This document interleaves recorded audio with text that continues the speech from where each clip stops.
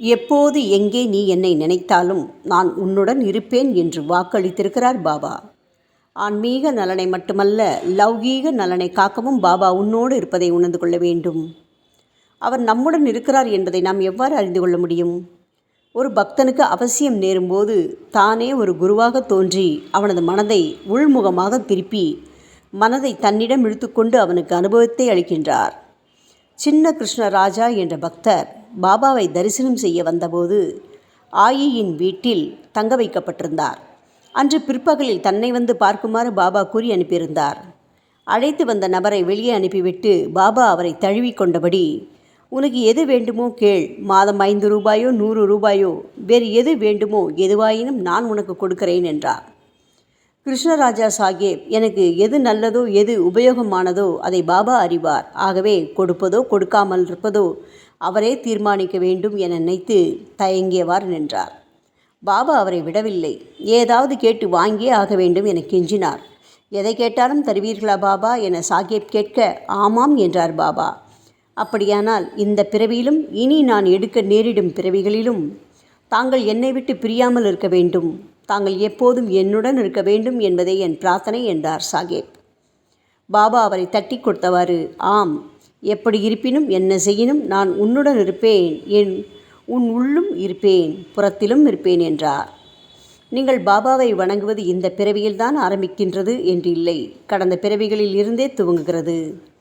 அப்போது அவர் யாராக இருந்தார், நீங்கள் யாராக இருந்தீர்கள் என்பது நமக்கு தெரியாது. ஆனால் அவர் உங்களுடன் இருந்தார் என்பது மட்டும் தெரியும். ஆகவே சாய் பக்தரான நீங்கள் அவரை வணங்கும் போதோ அவரது திருவாய்மொழியை படிக்கும்போதோ விவேகமாக நடந்து கொள்ள வேண்டும். பாபாவின் திருவாய்மொழியை கேட்கும் போதோ அவரை நினைக்கும் போதோ மனம் தாமாக உருகுகிறது என்றால் மனம் கனிந்து இருக்கிறது என்று பொருள். இதுதான் அவரை நோக்கி மனதை திருப்ப சரியான நேரம். இந்த நேரத்தில் 2 வித அணுகுமுறைகளை நீங்கள் அவசியம் தெரிந்து வைத்திருக்க வேண்டும். நீங்கள் பக்குவப்படாத பக்தராக இருந்தால் உங்களை அவர் விருப்பத்திற்கு விட்டுவிடுங்கள். பாபா, எனக்கு எதுவும் தெரியாது, நீங்களே பார்த்து கொள்ளுங்கள் என கூறி அமைதியாக இருங்கள். ஒரு தாய் பூனை அல்லது ஏதோ ஒரு விலங்கு தன் குட்டியை வாயால் கவ்விக்கொண்டு செல்வது போல கடவுள் உன்னை தன் கைகளால் ஏந்தி கொண்டு போய் பாதுகாப்பான இடத்தில் உன்னை வைப்பார். தாய் குட்டியை தூக்கும்போது வலிக்கத்தான் செய்யும். இந்த வலியை பொறுத்தால்தான் குட்டி பாதுகாப்பாக இருக்க முடியும். இல்லாவிட்டாலும் தாய் விலங்கு குட்டியை விடாமல் தூக்கி கொண்டு போய் தன் கடமையை செய்யும். அதுபோலவே நீ துடித்தாலும் துடிக்காமல் போனாலும் பாபா உன்னை உனது நன்மைக்காக சிறிது கஷ்டங்கள் நடுவே தூக்கி கொண்டு போவார். இதற்கு உன்னை தயார் செய்து கொள்ள வேண்டியது ஒரு வழி. அடுத்த வழி ஆன்மீகத்தில் முன்னேறியவர்கள் செய்ய வேண்டியது. எந்த நிலையிலும் உங்களை தூக்கி கொண்டு சென்று பாதுகாப்பார் என நினைக்காமல் பாபாவை நீங்கள் விடாமல் பிடித்து கொள்ள வேண்டும். இது தாய் குரங்கு தன் குட்டியை தூக்கிச் செல்லும் நிலை போன்றது. குட்டி தன் மீது ஏறி உட்கார்ந்தால்தான் தாய் குரங்கு தூக்கிச் செல்லும். உட்கார வேண்டியது குட்டியின் பொறுப்பு. இறுக்கி பிடிக்காவிட்டாலோ பிடியை நழுவ விட்டாலோ குட்டி கீழே விழ வேண்டியதுதான். வளர்ச்சியடைந்த பக்குவப்பட்ட பக்தனை தன் குட்டியாக பாவிக்கின்றார் பாபா. அவனுக்கு எல்லாவித சுதந்திரமும் உண்டு. இந்த சுதந்திர உணர்வு தான் கர்மா என்ற கோட்பாட்டை நகர்த்துகிறது.